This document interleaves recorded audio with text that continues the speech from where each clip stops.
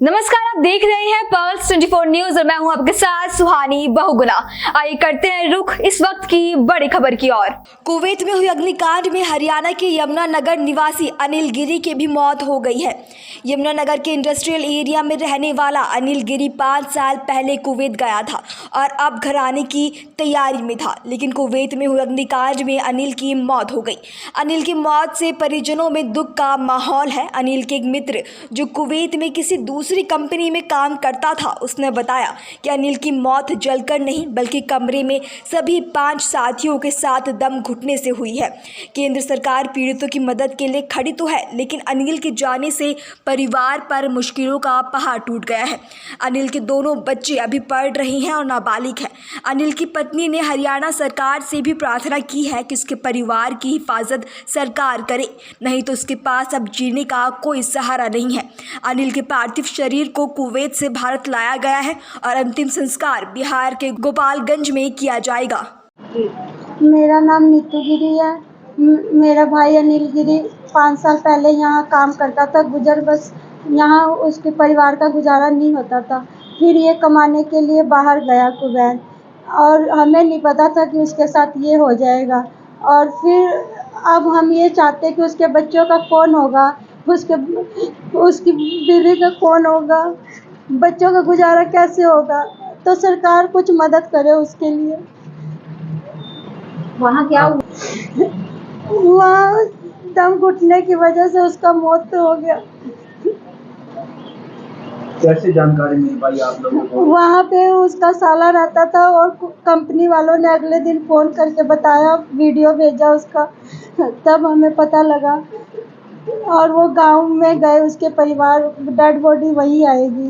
जगह क्या है? बिहार में रहते हैं, कली छपर गांव, गोपालगंज जिला।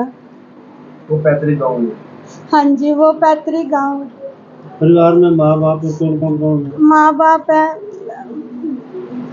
3 बहनें, 2 भाई थे ये, और बीवी है, उसके बच्चे हैं 2, एक लड़का एक लड़की। 5 साल के बीच में कभी यमुनानगर भी आना हुआ उसका? हाँ जी, 3.5 साल पे आए, जनवरी में आए थे, फिर अब गए।